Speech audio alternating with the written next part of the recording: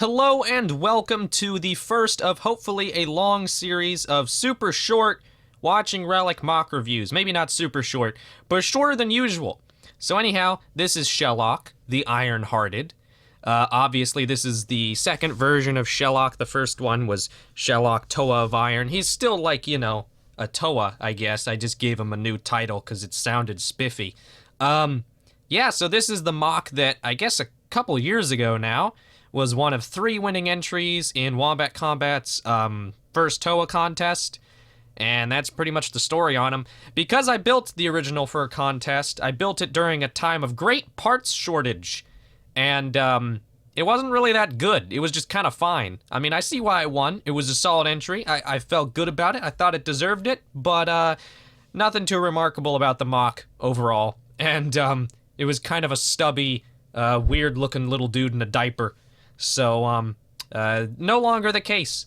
Let's get into the build. So starting at the feet, we're just gonna go from the feet up as per usual, but we're gonna do it super efficiently. So, the feet are Metro feet with a little Technic bit, and that's it. Who cares? The lower legs are, just kind of a basic custom design. You've got little hand connector in there, and, I believe this is a Glatorian neck in here. If I can pull it, oh, there we go.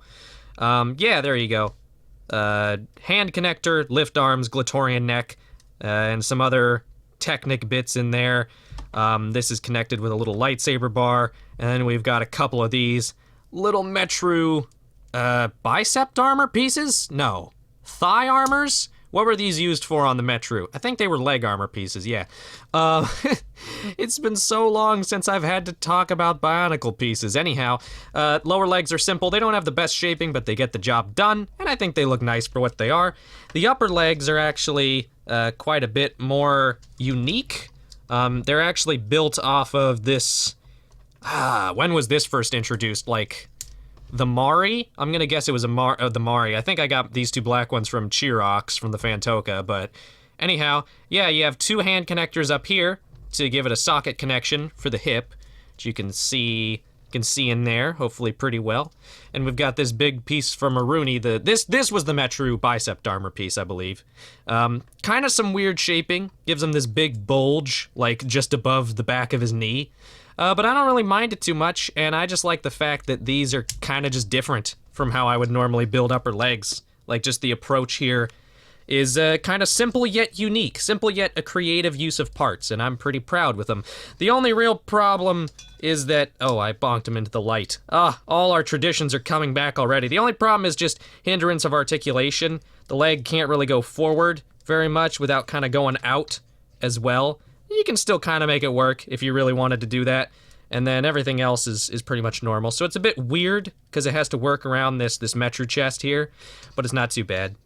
As for the hips themselves, you've got a little Metru chest, some little clip, like plate pieces on there for greebly bits. He's got a big Inika foot back here and just some non-sharpied blue pins. Okay, past self. That's not lazy at all. Maybe they were Sharpied and it rubbed off somehow. I don't know. A little bit of a ribbed hose thing going on here. And then he's got these little hip bits, these little Borak shields, which are just attached to a hand connector and a Glatorian neck. And they just sort of flop down and, you know, are hip things. You know me. If there's one thing that can be identified in most of my mocks, in terms of like a signature style thing, it's the fact that I give everything skirts and lots of armor on the hips, and that's what I like to do. So anyhow, this dude actually looks super neat in the good lighting. I haven't looked at this mock in ages, and I'm like, you know what? This still holds up pretty darn well, even though even this second version is pretty old at this point. Anyhow, as for the rest of the torso, I believe, yeah, these are Vaki hips down here. And then we actually have a sneaky stealth Inika torso going on, which it's not the most sneaky Inika torso, but it's kind of sneaky. Got this Galley Mystica armor and some little system kind of slopey bits. We've got these nice little, more of these Metru pieces And I really like how these look on the shoulder. It kind of helps to slope off the shoulders in a unique way, and really helps to further hide the use of the Anika torso. See, that's how it looks without it, and this just kind of adds a little bit of extra kind of bulk, and I like that. And again, further disguises the Anika torso. Pohatu chest piece. He used to have, like this black chest piece from, I think, one of the Invasion from Below sets that had some weird printing on it that I partially had erased, so it looked sort of yellow gold. But I replaced it with this because I think this just works better for color distribution. I wanted more dark orange on the MOC.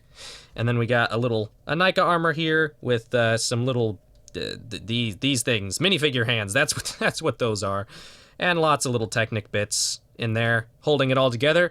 Very solid, very simple, works. The arms, you can see exactly how they're done. This is the same friction connection that is on this guy, Vekor, who actually just normally sits on my desk. I didn't bring him out just for the video. And then the Aruni mask and everything. I almost said Aruni helmet, but that ain't no helmet, boy. These aren't Glatorian. Get out of here. Anyhow, hey, 5 minutes, less than 5 minutes for this clip. 5 minutes plus the intro. And there you go. That's pretty much everything there is to say about version 2 of Shelok. He does have his axe, which I won't attempt to put in his hand because it's very heavy. He can hold it just fine and hold poses with it, but it's just slightly too cumbersome for me to actually care to do it. Simple design, but I like how that looks.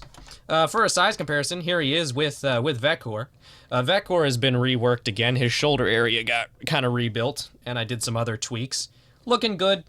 We also have an ATST here, and a pencil sharpener. Anyhow, that's enough size comparisons. So I hope you enjoyed this. My final thoughts on this MOC are just that it's solid, it's fine.